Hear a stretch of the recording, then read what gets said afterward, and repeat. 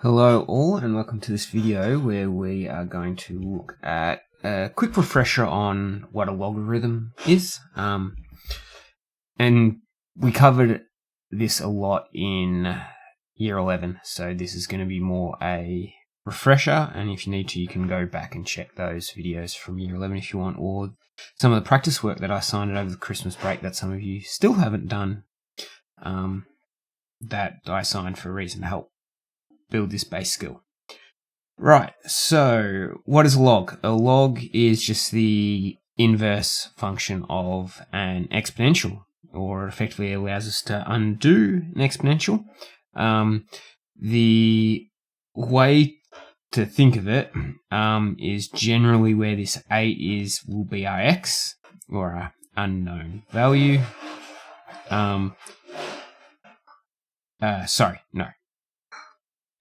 If we've got a log, this will be our unknown value because we were trying to solve for when we have x in the power. And we can quite clearly see, actually, if I use a question mark, we roll it that way.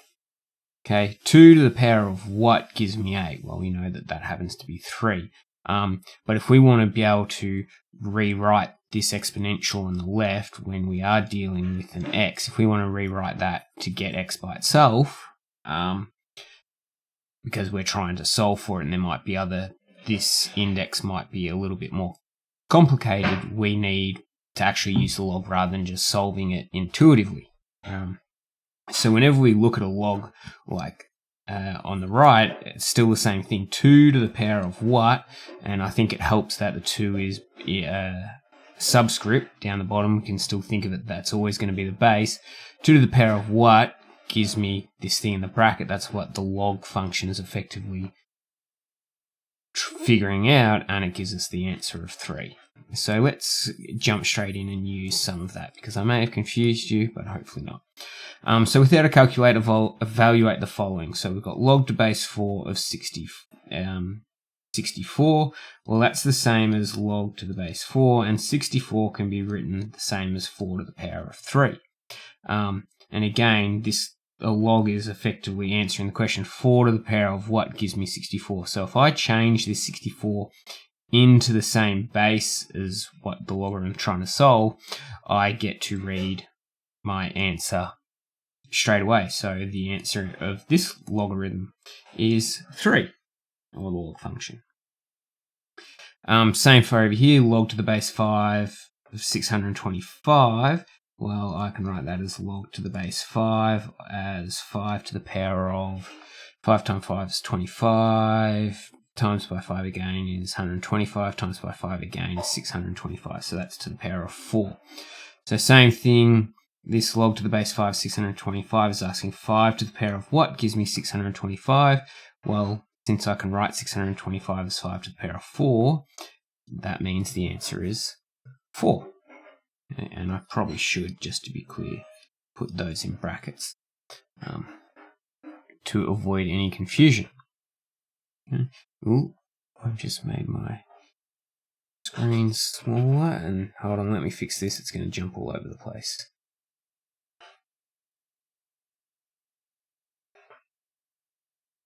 Okay, there we go. My apologies. Right.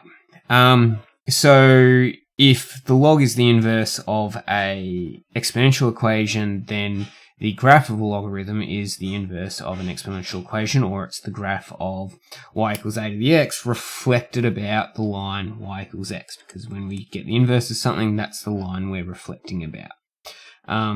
So that's our exponential, and this is our log. And we can see it's just flipped across. A couple things to note, and I'll draw it in red for the exponential. Our exponential equation has an asymptote at y equals 0. What happens to that asymptote when we get the inverse of it, or we reflect, and I'll now add this in blue, is we end up, for our log, we have an asymptote at x equals 0. And for a simple log, this gives us an important thing. We cannot solve a log when, in here, our x is less than 0. You can't solve that. And we've talked about that before in class about when for implied domains, what are the couple things we can't do? Well, we can't divide by 0. We can't take a log of 0 or anything less than 0. And we can't take the square root of a negative number without using imaginary numbers, which we don't cover in the methods course, so we just go with the we can't do it at the moment. So that's just a graphing recognition. All these same strategies apply for graphing a log as every other graph we've done. You can identify your horizontal and vertical translations, put that in, move your asymptote as needed, find your intercept, and maybe another point of reference as need be, and there's your graph. One thing to be aware of, we talked about it a little bit last year, and also in the previous lesson. What is E? E is just a number, just like any other number, like 3, like 4, like pi. It's just its own number. It's special in that its rate of change is always equal to its actual value. We'll cover that a lot more when we do differentiation later on in the year and integration. But when we have an exponential for y is equal to e to the x, we get log to the base e. Sometimes it's written instead as, or it's called, log to the base e is called the natural logarithm. So sometimes it's written ln, so like log natural x instead of log to the base e. Those who do specialist, they'll know that notation. It comes up, gets used a fair bit, but in methods it's not assumed. You don't have to use that notation at ln. One thing I'm going to point out though is if you do, it comes up every year in the examiner's report. They hate if you write that. They call that log or loggy or something, even though it's clear to you and me that you mean log to the base e. They don't like it. It's not technically correct notation. You have to use, the e has to be a subscript. It has to be small e down the bottom. So there's a couple things. You can use ln x if you want to, but it's assumed in methods course you're going to use that one. Right, so the logarithm laws again, these 5 laws, we looked at them in last year. There's no extension to these in the year 12 course. There's no new laws or anything. The only thing is that we just also use them when we've got log to the base e. So no real concerns there. You don't get these logs, you don't get the index laws, you don't get the log laws on the summary sheet.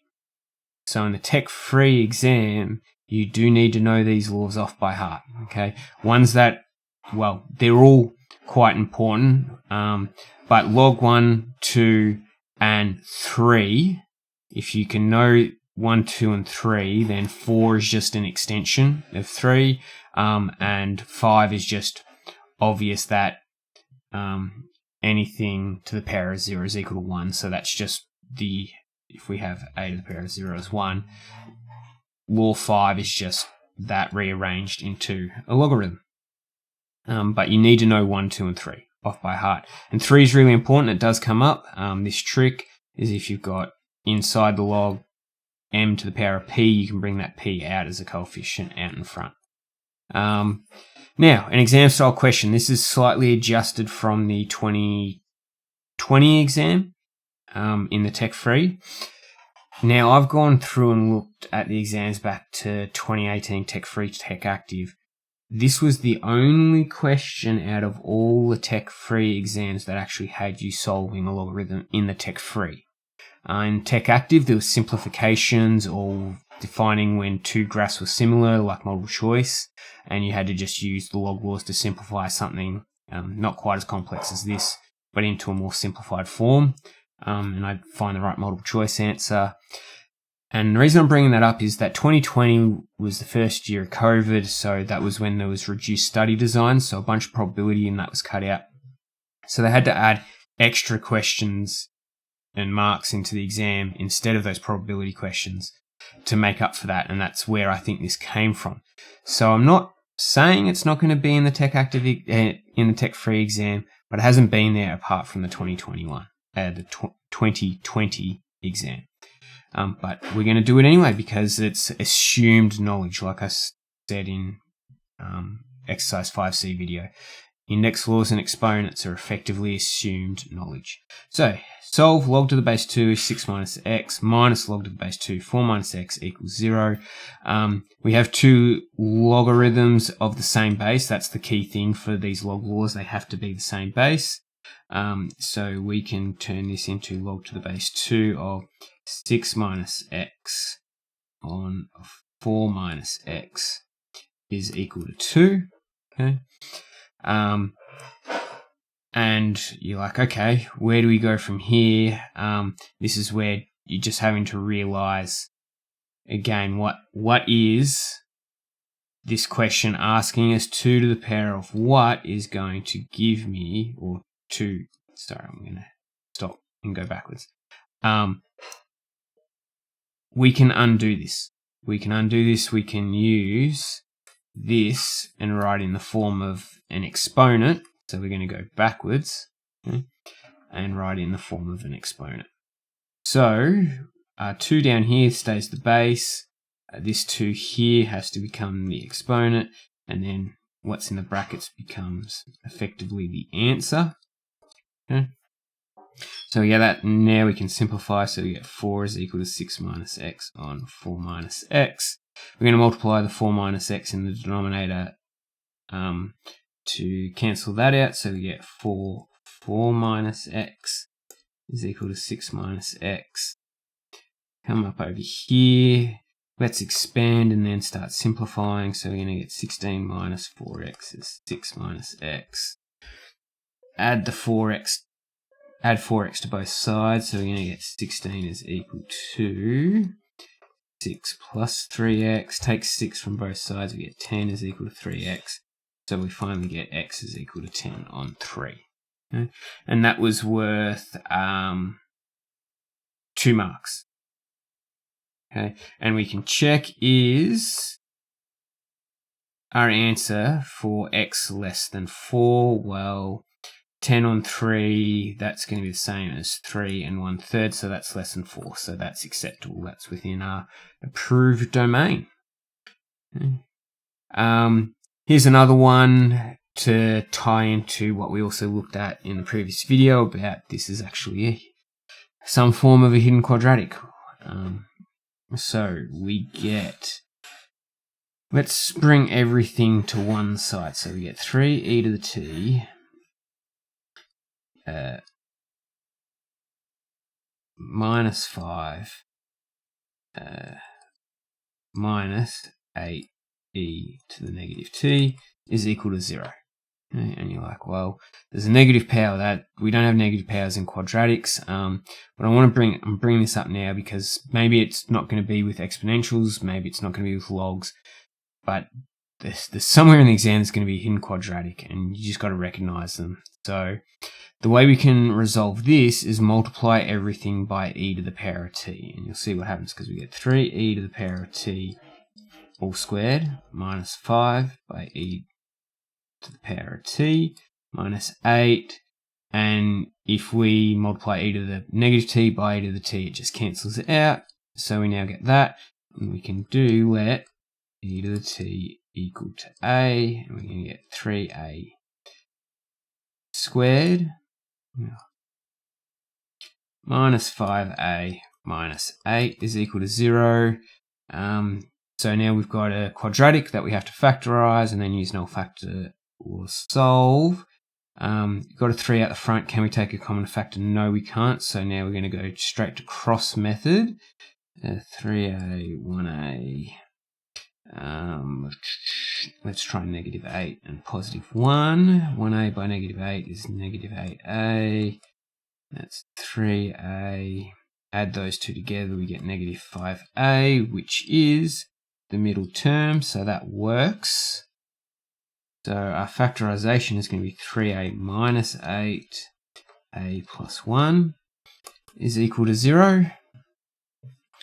And then we're just going to solve, so we can let each binomial equal to 0, so we get 3a minus 8 is equal to 0, or a plus 1 equal to 0, so we're going to get a is equal to, add the 8, then divide by 3, so we get 8 on 3, and we get a is equal to negative 1.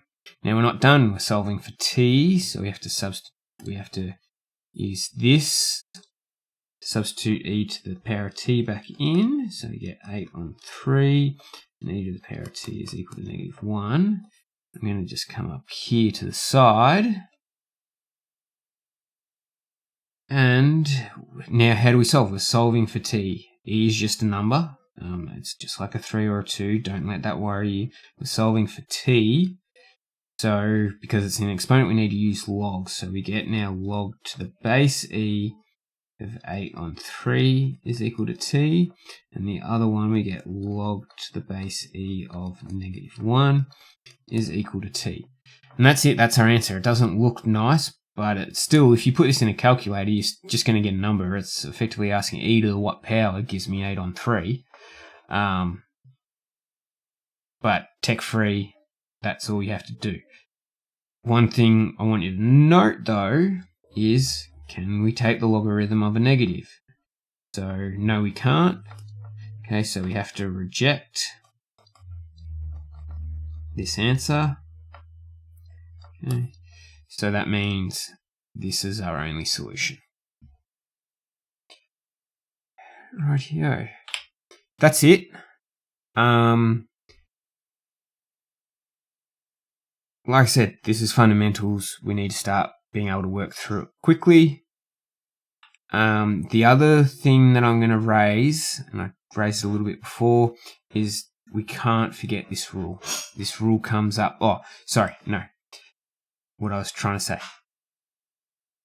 You cannot use log law 1 and log law 2 if there's a coefficient in front of one of the logs. Okay, so for example, if we had log to the base 2 of x plus 3 log to the base 2 of x plus 1 we might have, we can't, because there's this coefficient here, we can't use log law 2 straight away. We can't write that as log to the base 2 of x plus 1 on x, times by x, because there's an addition there, x times by x plus 1, using log law 1.